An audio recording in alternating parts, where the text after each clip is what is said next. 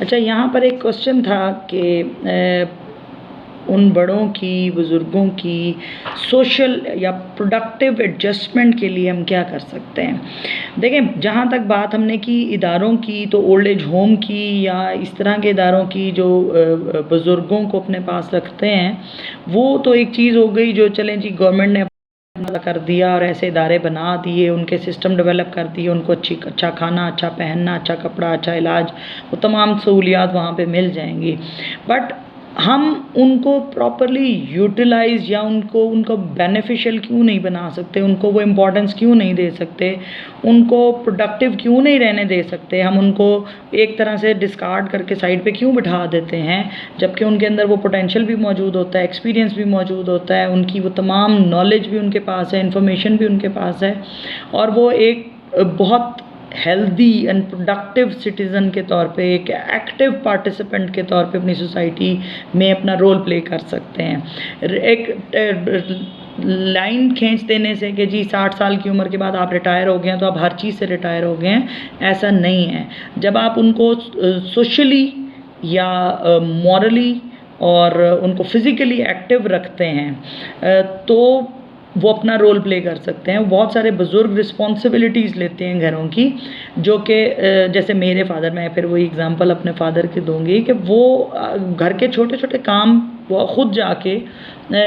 सब्ज़ी खुद ले आते थे जाके, हालांकि सब्ज़ी लाने वाले मौजूद होते थे, 4 5 6 लोग भी मौजूद होते थे, तो वो कहते थे कि वो अपने आप को फिज़िकली फ़िट रखते थे उस एक्टिविटी को करके, कंफर्टेबल फील करते थे। समटाइम्स हमें होता था कि जी वो उनको नज़र ठीक नहीं आता तो वो कहीं खुदा न खास्ता कोई ऐसा एक्सीडेंट या वो इस तरह चीज़ें, लेकिन क्योंकि हमने उनकी ज़िंदगी में उनका रख रखाव और उनका एक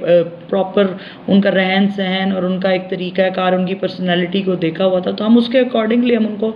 मना नहीं करते थे कि वो माइंड करेंगे या वो हर्ट होंगे कि मैं अगर इस एज में आ गया हूँ या मेरी ये कोई डेफिशिएंसी है, क्या मुझे ब्लर नज़र आता है, तो वो चीज़ उनकी कमज़ोरी ना बन जाए, उनकी वीकनेस ना बन जाए, बल्कि वो उस चीज़ से फ़ायदा उठाएं, उस चीज़ को कंटिन्यू करें और उससे अपना फ़ायदा लें।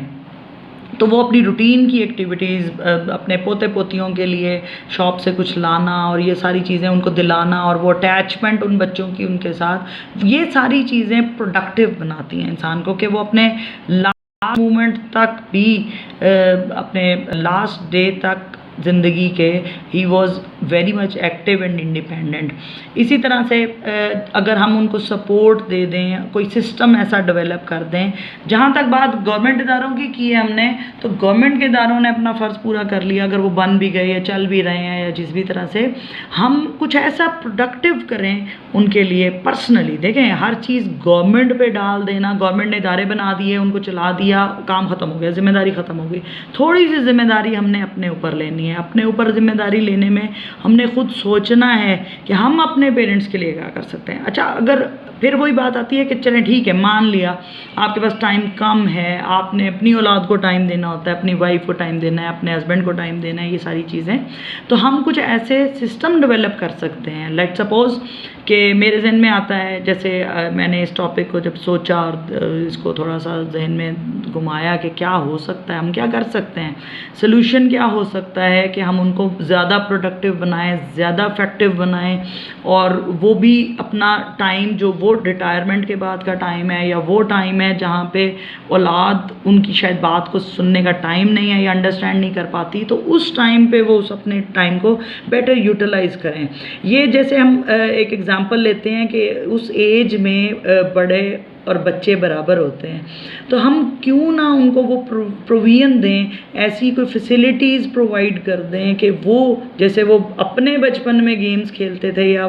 खेलना चाहते थे, अब वो फारिग हैं और उसी एज फैक्टर को टच कर रहे हैं जो एक बचपना वापस आता है, तो वाई नॉट उनके वो इंटरेस्ट अगर वो कर सकें या उनको थोड़ा सा मोटिवेट करके उनके वो इंटरेस्ट या उसके बाद पैदा होने वाले इंटरेस्ट जो उनका दिल चाहे कि अब उनके पास टाइम है और वो ये करना चाहते हैं, या ऐसी कोई एक्टिविटी, कोई गेम या कोई स्पोर्ट्स या कोई भी ऐसी एक्टिविटी, वॉक है, बैठना, इकट्ठे बैठना, गपशप लगाना, हम उनको ऐसे प्लेटफॉर्म्स प्रोवाइड कर दें। फॉर एग्ज़ाम्पल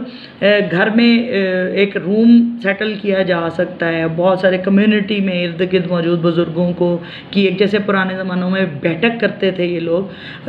बड़े लोग, तो वो उस तरह के कॉन्सेप्ट को रिवाइव किया जा सकता है कि वो इकट्ठे बैठें, आपके पास सुनने का टाइम है, एक दूसरे की बात सुन लें। हमारे यहाँ तो अब इतना भी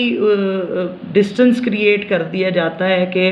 कोई एक दूसरे को जानता तक नहीं, मिलना जुलना नहीं, कोई एक दूसरे को पहचानता नहीं, तो शेयरिंग और वो जो एक कैथारसिस होता है वो बिल्कुल ख़त्म हो गया है। तो ऐसी चीज़ें हम डेवलप करें जिससे वो कैथारसिस वापस आ सके,